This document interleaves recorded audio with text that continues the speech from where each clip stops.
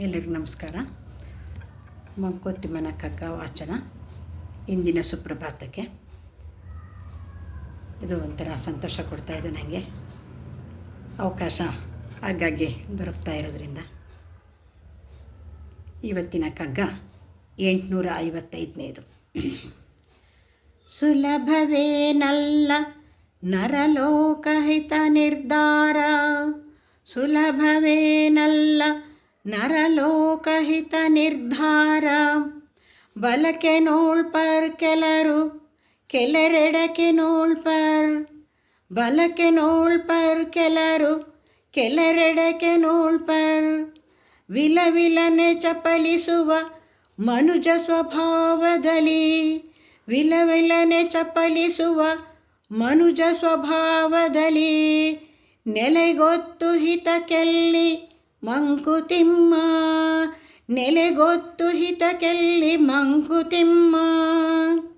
ಸುಲಭವೇನಲ್ಲ ನರಲೋಕಹಿತ ನಿರ್ಧಾರ, ಬಲಕ್ಕೆ ನೋಳ್ಪರ್ ಕೆಲರು, ಕೆಲರೆಡಕ್ಕೆ ನೋಳ್ಪರ್. ವಿಲವಿಲನೆ ಚಪಲಿಸುವ ಮನುಜ ಸ್ವಭಾವದಲ್ಲಿ, ನೆಲೆಗೊತ್ತು ಹಿತಕ್ಕೆಲ್ಲಿ ಮಂಕುತಿಮ್ಮ, ನೆಲೆಗೊತ್ತು ಹಿತಕ್ಕೆಲ್ಲಿ ಮಂಕುತಿಮ್ಮ. ಇದರ ಭಾವಾರ್ಥ ಈ ರೀತಿ ಬರುತ್ತೆ.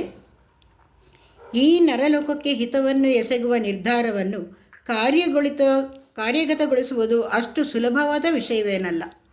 ಒಬ್ಬೊಬ್ಬ ಮನುಷ್ಯನು ಬೇರೆ ಬೇರೆ ರೀತಿಯಲ್ಲಿ ಯೋಚಿಸುತ್ತಿರುವಾಗ ಒಂದು ಸರ್ವಸಮ್ಮತವಾದ ಮಾರ್ಗವನ್ನು ನಿರ್ಧರಿಸಿ ಅದನ್ನು ಪಾಲಿಸುವಂತೆ ಮಾಡುವುದು ಕಷ್ಟ.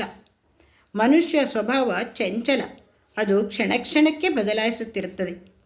ಆದುದರಿಂದ ಒಳಿತಿಗೆ ನೆಲೆ ಮತ್ತು ಗೊತ್ತು ಎಲ್ಲಿಯೂ ಇಲ್ಲ. ಒಬ್ಬೊಬ್ಬರು ಒಂದೊಂದು ರೀತಿಯಲ್ಲಿ ಯೋಚನೆ ಮಾಡಿ ತಮ್ಮದೇ ನಿರ್ಧಾರ ಸರಿಯಾಗಬೇಕು, ತಾವು ಹೇಳೋದು ಸರಿಯಾಗಬೇಕು ಅನ್ನೋ ಅಂಥ ಸ್ವಭಾವ. ಯಾಕಂದರೆ ಮನುಷ್ಯನ ಸ್ವಭಾವನೇ ಒಂಥರ ಚಂಚಲ ಸ್ವಭಾವ. ಒಂದು ಕ್ಷಣಕ್ಕೆ ಇದ್ದಂಗೆ ಇನ್ನೊಂದು ಥರ ಇರೋದಿಲ್ಲ.